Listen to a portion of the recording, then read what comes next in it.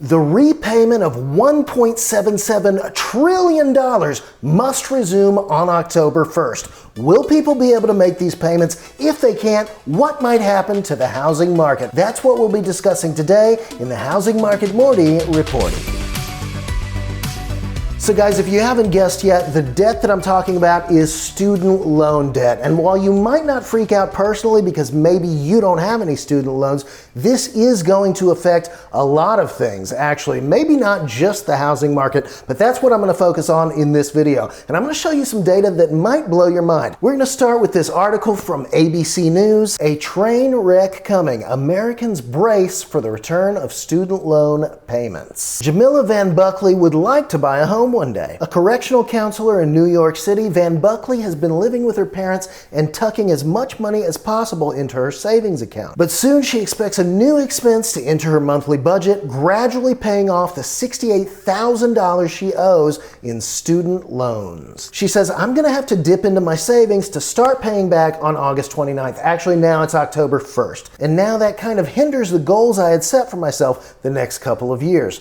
Van Buckley is among the 37 million borrowers who have not been required to pay their student loans since March 2020 due to the legislative and executive action during the pandemic. So guys, 37 million people is how many we're talking here. People who have not paid these loans or even thought about these loans possibly in 3 years, and now it's coming back just like that. The interest has already started accruing in September, and now you're going to have to pay. And if you have student loan debt, I'm super interested in hearing from you. Is this going to be a struggle to pay? Have you already sort of worked this into your budget? Have you forgotten all about these payments and you're like, holy crap? Let me know in the comments below, and then I'm also going to try to figure out how to do one of those cool poll things on my channel, so I'd love it if you could respond to that as well. So 37 million people will resume on October 1st, but how much are they going to be paying? Well, according to the Education Data Initiative, the average is $503, but it can be as high as $1,200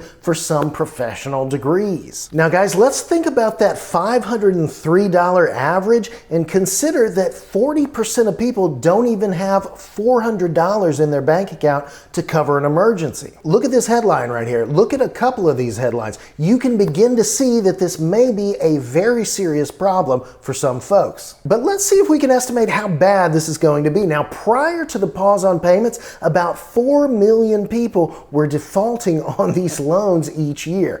That was before this pause. What do you think is going to happen when these payments suddenly resume? I think there is going to be a lot more than 4 million defaults over the next year. Now, how could this affect the housing market? Well, obviously, the idea is that it adds inventory to the housing market because people are no longer able to pay their mortgage. And so they either sell before they default or they get foreclosed on. Now, I know what you're thinking, Morty, there's no way that anybody is going to prioritize their student loans over their house, obviously, because the bank can definitely take your house, but there's no way that they can take your education.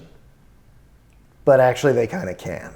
See, they can withhold proof of attendance, essentially making it look like you never earned the degree that you earned. But even more importantly than that, they can actually garnish your wages. So whether you give it to them voluntarily or not, they're probably going to get it. Of course, defaulting will also totally screw up your credit, and the whole loan will become due immediately, and it keeps accruing interest. So this is not a loan you want to default on. So guys, what are the takeaways here? Well, obviously, if you have student loan debt, you need to get ready to pay that ASAP. You've got about 2 weeks. October 1st is when those payments resume. I would recommend logging into those accounts right now, making sure you can get in there, because on October 1st, there's going to be a bajillion people trying to get in there, resetting their passwords. I wouldn't be surprised if some things crash.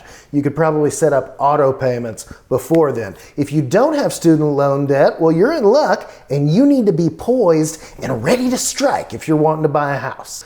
But not like this Cobra, though, because he was not ready. He was not pre-qualified. Now, this will take a while to unfold. This is going to be happening over the next few months or years, but you might see some foreclosures happening. You might see price drops as people get desperate to sell their homes. My advice is keep adding to your buying power, keep improving your credit, get pre-qualified with a really good lender, not your auntie who just dabbles in lending every now and then. You need a good, knowledgeable lender who can help you out, find the best programs and options for you, and then you just keep an eye open for those sweet, sweet deals. So guys, that's it for this video. Tell me in the comments, do you think this is going to add significant inventory? Do you think this is going to affect home prices? If so, what time scale do you think this is going to be on? Are we looking months, years? What do you guys think? I'm always learning from your comments. And guys, you may have noticed I'm in a new studio now. I'm really excited about it. Well, it's not a studio, it's my dining room. But tell me what you think. Do you like the visuals? It's not perfect yet. I'm going to change some things.